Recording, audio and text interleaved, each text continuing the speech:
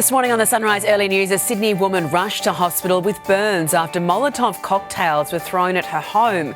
An unexpected poll rattles the US election race as it enters the home stretch. Grave fears a search resumes for an 11-year-old boy swept out to sea on the Central Coast. Spain's king mobbed by an angry crowd as he tours the flood disaster zone. And propelled onto the world stage, a huge milestone for the Sydney Marathon. Live across Australia, this is Sunrise Early News. Good morning. We begin with that breaking news. A woman has been taken to hospital with burns after Molotov cocktails were hurled at her home in Sydney's north. It happened at Mona Vale last night around 10:30 p.m. She'd been sitting on her balcony at the time and suffered burns to her arms and face. It's understood her injuries are not life-threatening. With the US presidential election on a knife edge, an unexpected poll has Kamala Harris in the lead up to the Republican stronghold state of Iowa. We're going to cross live to the US very soon. And also Nat is there in Washington, D.C. live for our coverage during Sunrise. More on that story a little bit later on. But for now, a mother of 5 from Melbourne's west says she's feared for her sleeping children. Were about to be killed when a gang broke into their home in the middle of the night. Security video shows at least 7 masked men armed with an axe, machete and a golf club, ransacking the Melton property and smashing cars.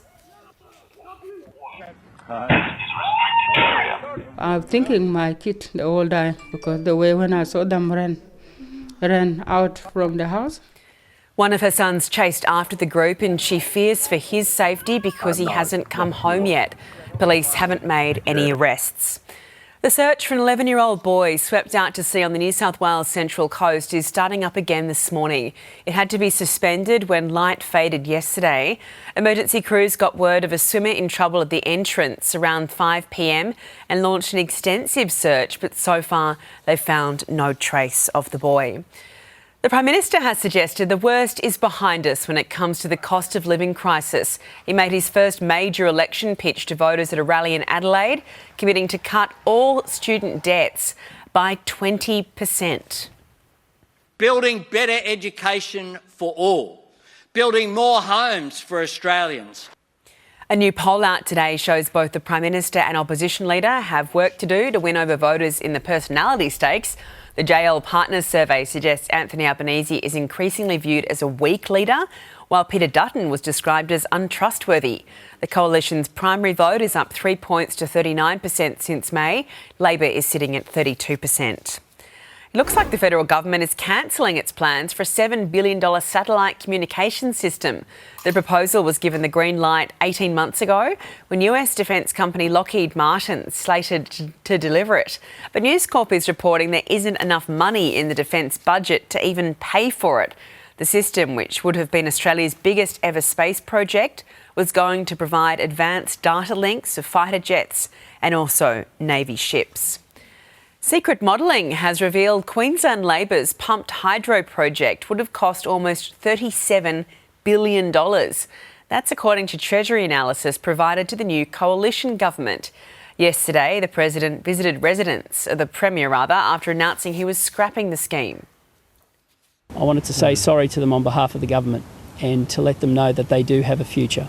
We would begin the process to allow them to buy back into their little piece of paradise. It leaves Queensland's transition to clean energy in doubt. The Premier is yet to reveal all the sites for his smaller pumped hydro projects. Angry crowds have hurled mud and insults at the King of Spain as he visited one of the worst-hit towns devastated by the floods in Valencia. Europe correspondent Ben Downey has the latest for us. Ben. This is an outburst that felt inevitable. One of the unifying sentiments inside the flood zone is one of anger as well as abandonment at authorities. King Felipe came to express sympathy and was met by an angry mob shouting murderer, shame and get out as he arrived nearly a week after the floods. Queen Letizia left by Porta crying and in shock with mud on her face. It's the town most devastated by the disaster Spain's Prime Minister Pedro Sanchez describes as the European continent's worst flood in a century. He was also chased out of the town with residents hurling mud and debris at his convoy. Most residents didn't receive alerts until hours after floodwaters had destroyed their homes and killed their loved ones.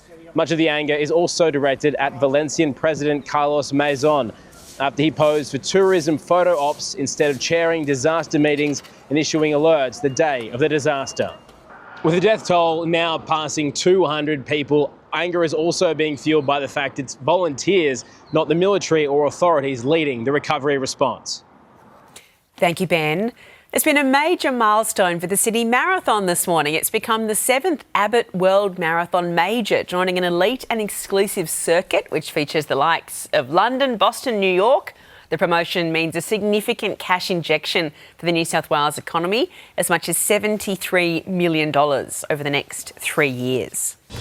Well, Queenslanders are being warned to prepare for a severe heat wave, with parts of the state set to sizzle in temperatures up to 45 degrees. After a cooler weekend, the Bureau says the heat will hit Western Queensland first, spreading to southern and central areas by Wednesday. Warmer conditions in the southeast as well. So checking the rest of Monday's weather now, mostly sunny and those warm conditions in Brisbane, 30 degrees.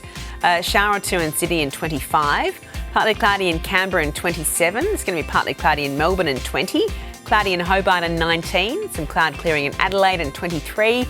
Becoming cloudy in Perth and 23. And a possible shower in Darwin and 34 degrees.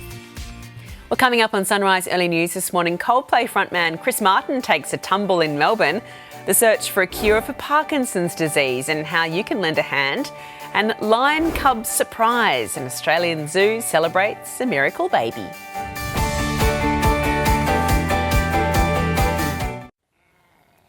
The death of a young rapper who was gunned down at a Melbourne rave has prompted a warning about possible revenge attacks. 20-year-old Pal Badong, known as Peasy, was shot at a Halloween event on Saturday. His family has denied any links to gangs, but police have issued a public warning to South Sudanese families in the western suburbs to keep their kids at home, fearing retaliation, with his killer still on the loose. Members of the community are pleading for calm. An Adelaide family has spoken of their terror when a recklessly lit, fast-moving grass fire came within metres of their northern suburbs home. The fire was sparked by two men, both aged 31, allegedly using an angle grinder near dry grass. 4 people had to be taken to hospital. Both men have been charged with recklessly starting a bushfire and they're expected to face court this morning. Well, shock rippled through the crowd at Coldplay's concert in Melbourne last night when frontman Chris Martin suddenly fell into a hole in the stage. That's not planned. Thank you for catching me. This happened in a bit, isn't it, after Olivia Rodrigo fell into a hole? This happened at Marvel Stadium this time during their 4th and final show. And there are the shots of Olivia Rodrigo. On-stage mishap at Rod Laver Arena. It's happened again. Well, overseas now, and hundreds have marched through Belgrade demanding the arrest of Serbian government officials following a railway station accident that killed more than a dozen people. 14 people died on Friday when a concrete canopy that ran along the front of the station collapsed. The protesters have blamed the government for the tragedy, accusing it of negligence and corruption. The train station had been renovated twice in recent years. China's Shenzhou spaceship has separated from the country's space station, marking the start of its return journey to Earth. The 3 astronauts on board have spent the past 6 months there conducting scientific experiments and completing 2 spacewalks. They welcomed their relief crew last week. It's one of the country's most common neurological conditions, but the cause of Parkinson's disease largely remains a mystery. A new study examining genetic risk factors is showing great promise, but the research has stalled, which is why scientists are now asking for your help. The advice is usually to steer clear of Dr. Google, but for Christine Majorana, it unlocked a life-changing diagnosis and the reason for an unusual complaint. I was smelling cigarette smoke 24/7, which I Googled, and that was the first time Parkinson's had been mentioned. Making sense of other symptoms, including tremors, the 54-year-old was then formally diagnosed with Parkinson's disease. And my dad conveniently went, "Oh, that's what your grandfather had." Around 15% of cases involve family history, but researchers believe there could actually be far more, with groundbreaking research now hoping to crack the disease's genetic code. The Australian Parkinson's Genetics Study is working working to pinpoint the genes that influence symptoms and their progression to enable new, personalised and more effective therapies. Will inform us as to perhaps more genetic risk factors that we may not be aware of. The study is being held up though, with researchers struggling to recruit enough people over 45 with no family connection to Parkinson's disease. Because we are still short of 7,000 people who don't have Parkinson's. You just need to fill out a questionnaire online. If you're eligible, you'll be sent a pack to provide a saliva sample that you return via post. Amber Laidler, 7 News. Checking finance now, the Dow Jones is up 288 points, the Nasdaq up 144. In London, the FT 100 gained 67 points and Germany's DAX up 177. On the commodities market, gold is trading at $2,735 an ounce. Oil is $69 a barrel. The Aussie dollar is buying 65 US cents, 100 Japanese yen and $1.10 New Zealand. Well, now it's time to meet Caesar, the 12-week-old lion cub stealing hearts at the Darling Downs Zoo in Queensland. The fourth-generation African cub came as a complete shock for keepers because his 13-year-old mother was past her breeding age. It's a bit rude. Now Caesar is thriving on mincemeat and honing his roar. Say something? Oh, isn't that cute? He's only just begun. Gorgeous. Well, still to come on Sunrise Early News, 14 shark sightings in 2 days, a stern warning for swimmers. And don't get stung this sail season. New advice from the experts.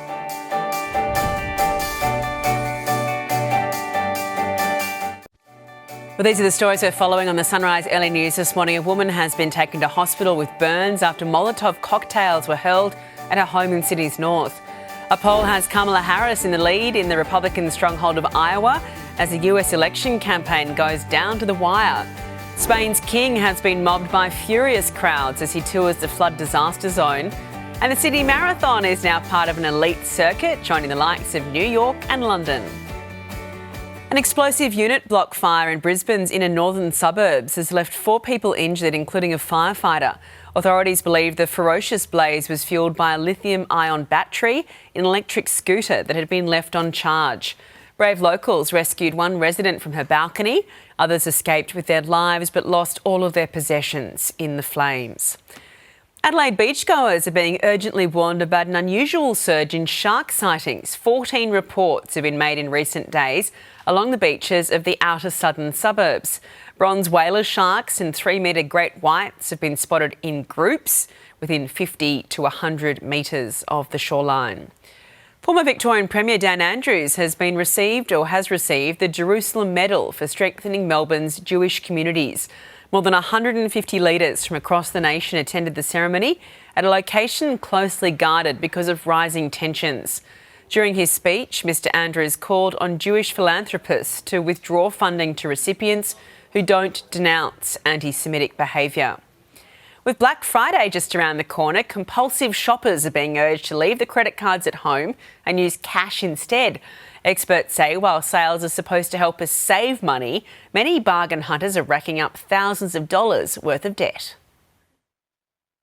Adelaide mum Rachel Rye knows firsthand how quickly the end-of-year sales can add up. When you're purchasing 10 or 20 items that are cheap, you've blown out your budget. For years, the 39-year-old spent far more than she could afford, and this time of year was particularly tough. There's, flashing sale signs in your face constantly. But when the family found itself $70,000 in debt, it was time to get help. We do find people getting into strife. My Budget Director Tammy Barton warns bargain hunting can be a trap.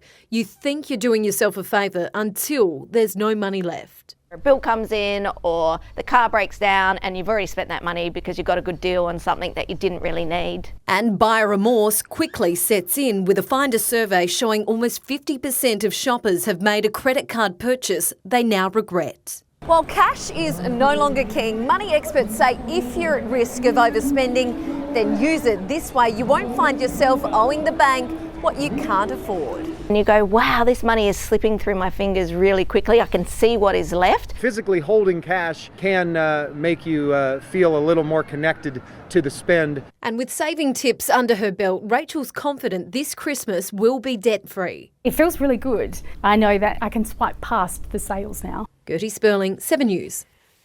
Well, Queen Mary has kept a low profile during her latest trip home to Tasmania. She was spotted at Sydney Airport with her twins Vincent and Josephine on her way back to Denmark. It's understood Mary had been in Hobart for her niece's wedding. Her husband, King Frederick, did not join his wife on this trip. Well, if you spot a flying car in Sydney's skyline this week, don't be alarmed. It's all part of the Sydney Electric Vehicle Car Show that launches at the International Convention Centre on Friday. One of the providers, Chinese manufacturer XPeng, will have its latest model on display. It comes days after the opening of its warehouse, where it will be able to manufacture 10,000 flying cars per year. Isn't that amazing? Well, ahead in sport, a bit of controversy prior to Australia's blockbuster summer test series with India. Plus, Ben Hunt speaks out. The superstar free agent explains his departure from the Dragons. And we'll have a closer look at how the weather's shaping up in your part of the country this morning with a live look at a beautiful Sydney.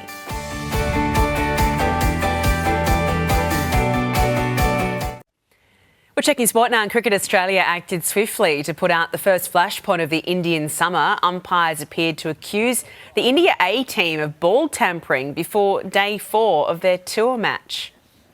When you scratch it, you change the ball. That's right. That's it. All right. That's right. But why did the All right, no more discussion. Let's play. This is not a discussion. So we're going to play with this ball? You're playing with that ball. That's a very stupid decision, I guess. Excuse me. You'll be on report for dissent. Yeah, okay. That's inappropriate behaviour. India's backup keeper Ishan Kishan has since been cleared. Nathan McSweeney led Australia A to victory with 88 not out. Ben Hunt says he has 2 years left to win an NRL premiership, and that's why he wanted out of the Dragons a year before his $1 million a year contract expired. Hunt spoke out from the Kangaroos camp. I think the biggest priority is just want to enjoy my footy and, try and go somewhere to win a competition. He says he hasn't spoken to a club yet, but the Broncos sound like his first choice. The International Raiders are hoping to steal the spotlight in tomorrow's Melbourne Cup. Harry Eustace will saddle up Sea King, looking to follow in the footsteps of his brother David, who trained the 2022 winner, Gold Trip. Winning it isn't something we've sort of let ourselves consider just yet, but as I say, it's a huge race to be a part of. Star jockey Jamie Carr, who won the Derby yesterday, will ride Okita Sushi in the Cup before serving a careless riding suspension. In the penultimate race of the MotoGP season, Aussie Jack Miller suffered a nasty crash on the opening lap in Malaysia. Here's how it went down. Oh no, there's damage further back. Big crash further back in a real first corner melee here. Despite appearing to hit his head on another rider's tyre, Miller escaped serious injury. Francesco Bagnaia triumphed to keep his title hopes alive.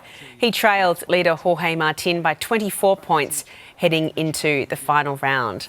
Well, let's take a look at the weather around the country now for your Monday. Showers and storms are likely in the country's centre, northwest and also east, and a high should cause winds to ease and most showers to clear in the south.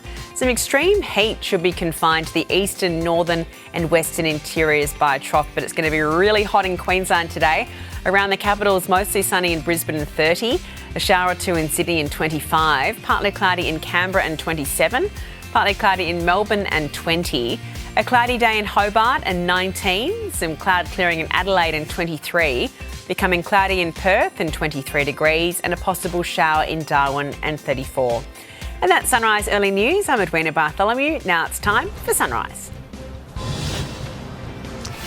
Hello, welcome to Monday and welcome to Washington DC. Our top stories this sunrise. Happening now, the final stretch, the closest presidential election in history. Who's your tip to win? Oh, it's really close. I'm supporting Harris. I hope she wins. I'm on the right side, so I'm kind of rooting for Trump, to get in. After a long campaign full of twists and turns, it all comes down to this. Head-to-head, Kamala Harris seeing double as Donald Trump picks up the pace in the race for the White House. Also this morning, breaking news, Molotov cocktail attack. A Sydney woman set alight in a shocking attack on her front veranda. Armed and dangerous, police hunt violent intruders who terrorised a mum and her 5 children in their Melton home. The verdict on Brisbane's 50-cent fares, how cheap public transport tickets have affected traffic. Plus, stage fright. Coldplay's Chris Martin falls backwards through a trapdoor on their final night in Melbourne. And Ariana Grande brings Wicked to Oz. The stars are casting their spell on Sunrise this morning. It's Monday, the 4th of November, 2024. This is a special edition of Sunrise on 7 with Nat live in Washington and Shervo and Mon at Breaking Central. G'day, welcome to Sunrise. Thanks for joining us. Just 2 days until the wildest presidential election ever, Mon. And as our Nat is live in Washington DC this week to bring you every single big moment, Nat, it's been one hell of a ride so far.